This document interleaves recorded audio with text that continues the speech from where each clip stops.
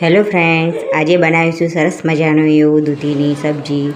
તો ચાલો બનાવીએ. તો સૌથી પહેલાં દૂધીની છોલી લેવાની છે.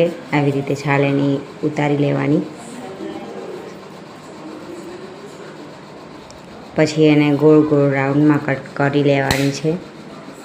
આ જો સબ્જી એકવાર તમે બનાવીને ચોક્કસથી ટ્રાય કરજો, એટલી સુપર ટેસ્ટી લાગે છે ને.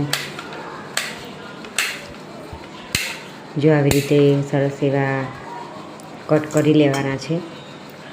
પછી એમાં હળદર, મરચું અને મીઠું, ધાણા જીરું અડધી ચમચી જેટલું એડ કરી અને પછી હાથથી સરસ મસળી લેવાનું છે.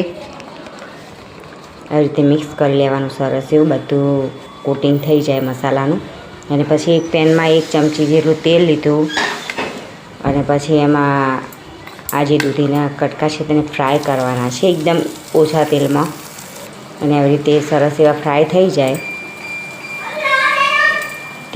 ધીમા તાપે એકદમ સરસ ફ્રાય કરવાના છે. બંને બાજુ શેકવાના, એકદમ શેકાઈ ના જાય ત્યાં સુધી પલટાઈ કરવાના.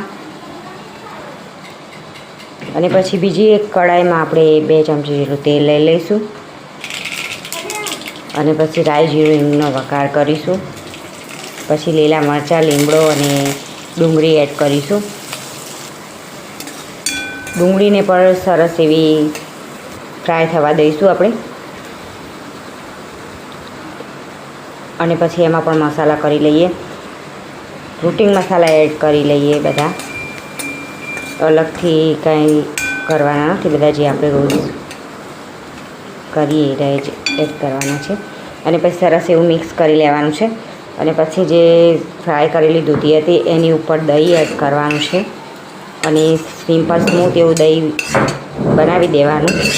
અને પછી એમાં એડ કરવાનું. પછી આ ડુંગળીનો વઘાર જે છે એ આપણે આની અંદર ઉપરથી એડ કરવાનું છે, કારણ કે આનો અલગ જ ટેસ્ટ આવશે. એટલે આવી રીતે ઉપરથી એડ કરી અને આ ભાત જોડે ખાવાની ખૂબ જ મજા પડે છે. સરસ એકદમ ટેસ્ટી અને કંઈક અલગ જ લાગશે. વાવ, વેરી ટેસ્ટી.